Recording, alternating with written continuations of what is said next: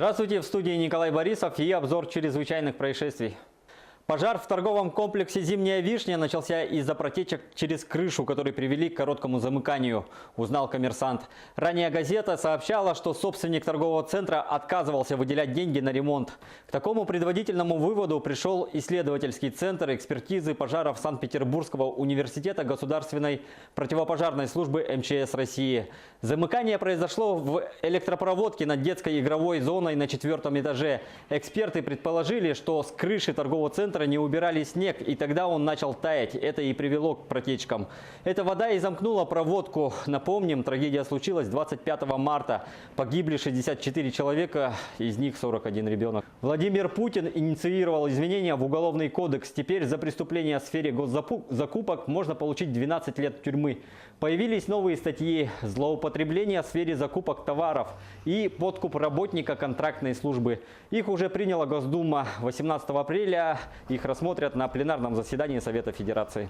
В Вилюйском районе будут судить депутата районного совета. Его обвиняют в хищении бюджетных средств на сумму более 10 миллионов рублей и хищении денег кооператива «Халбакы» в размере более 7 миллионов. Он участвовал в аукционе по продаже квартир по программе переселения из аварийного жилья. Выиграл контракт на строительство многоквартирного дома, а средства потратил на личные нужды. 10 лет получил мужчина, который убил женщину доской в Эвено-Батантайском районе республики. Следствием установлено, что 2 декабря 2017 года в ходе распития спиртных напитков на почве возникших личных неприязненных отношений мужчина 1965 года рождения, схватив деревянную доску, умышленно нанес один удар в левую затылочную область головы женщины. От полученных телесных повреждений потерпевшая, не приходя в сознание, скончалась на месте происшествия. Несмотря на полное непризнание вины, собрано достаточное количество доказательств виновности обвиняемого, которые легли в основу обвинительного заключения.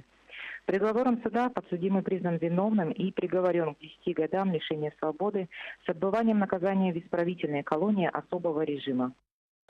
В Тампонском районе пенсионерка хотела помочь внуку и перевела мошенникам 400 тысяч рублей. Ей позвонил якобы сотрудник полиции, который сообщил, что ее внук находится под следствием, но парню еще можно помочь.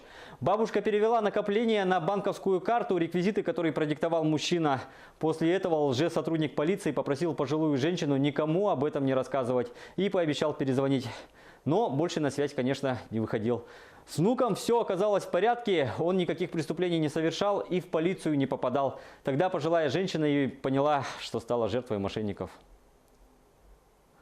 К жителю Мирного стали поступать СМС о списании. Он сразу заблокировал свою банковскую карту и обратился в полицию. Однако со счета уже было списано 75 тысяч рублей.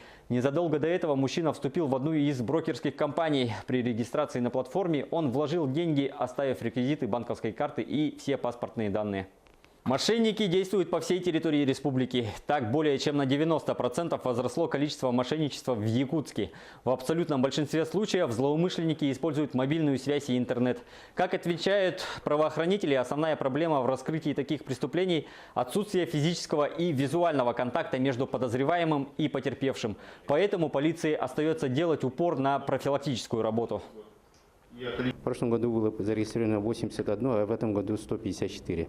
Практически на 2 раза рост преступности. Процент, конечно, раскрываемости низкий и тяжело раскрывать такие преступления. Но в то же время мы работаем, но в основном работаем по профилактике населения. Люди, чтобы берегли свое имущество, свои деньги, в этом отношении есть такое. Охранника одного из рок-баров столицы заподозрили в избиении клиентов. Двое приятелей решили отдохнуть. Через некоторое время один из них уснул прямо за столиком. К этому моменту к спящему подошел охранник, разбудил его и начал выводить на улицу. У выхода из заведения произошла ссора, и посетитель получил пару ударов по лицу. Досталось и приятелю потерпевшего, который пытался ввязаться в конфликт.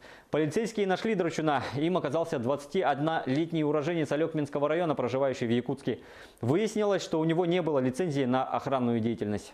Самолет авиакомпании «Якутия», летевший из столицы республики в столицу страны, совершил вынужденную посадку в Нижневартовске Ханты-Мансийского автономного округа из-за самочувствия пассажира. Как оказалось, женщина, которая летела с супругом в Москву на операцию, почувствовала себя плохо. У нее появились признаки удушья и посинения. Командир принял решение о посадке и отказал ей в продолжении полета. Сейчас она чувствует себя лучше, но не знает, как добраться до Москвы. За прошедшие сутки в Якутии случилось 5 пожаров. В час ночи поступило сообщение о том, что горит 4-этажный дом на улице Хабарова в столице республики. Прибывшие через 5 минут пожарные увидели горящий балкон на 3-м этаже. Было эвакуировано 5 человек.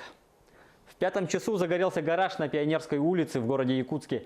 Огонь поглотил 20 квадратных метров конструкции и машину, зато удалось спасти рядом стоящие постройки. Утром загорелся автомобиль Toyota Mark II на улице Очеченко, опять же в столице. Машину потушить не удалось. В селе Крест-Кытыл Намского района горел частный дом. Повреждена кровля на площади 12 квадратных метров. Причина предположительно короткое замыкание. Виновный хозяин. Также вспыхнул дом в селе Аннёс Амгинского района. Огнем повреждено 49 квадратных метров. Ну а бассейны рек Колыма и Алазея являются самыми опасными и разрушительными, причем во всей стране. Об этом заявили на выездном заседании комиссии по чрезвычайным ситуациям. На территории северо-востока республики сохраняется сложная паводковая обстановка. Всего более 120 населенных пунктов в республике могут оказаться в зоне подтопления. Именно на эти населенные пункты обратят повышенное внимание со стороны правительства республики. А на уровне Российской Федерации официально признано, что бассейны рек Колыма и Алазея являются самыми опасными в этом вопросе. В Кобяйском районе готовятся к весеннему половодью. Комиссии по ЧС в 5 прибрежных населенных пунктах начали работу еще с февраля месяца. Они определили 9 пунктов временного размещения населения. Эвакопункты смогут принять больше 700 человек в случае необходимости. С местными предпринимателями заключили договоры на поставку продуктов питания. В случае ЧС в районе будут работать комплексная система оповещения. Между тем, работу по зачернению льда на реке Лена должны завершиться к 5 мая. По зачернению льда у нас, как и всегда, будет проводиться работа зачернения на 5 участках. Каждый участок у нас по 12 гектар, значит, всего будет зачернено 60 гектар. Эти 5 участков у нас из года в год определяются. Зачерняет обычно у нас субподрядчик вот последние годы. Это общество с ограниченной ответственностью НИКа, которое вот располагается здесь у нас. На этом все. Берегите себя.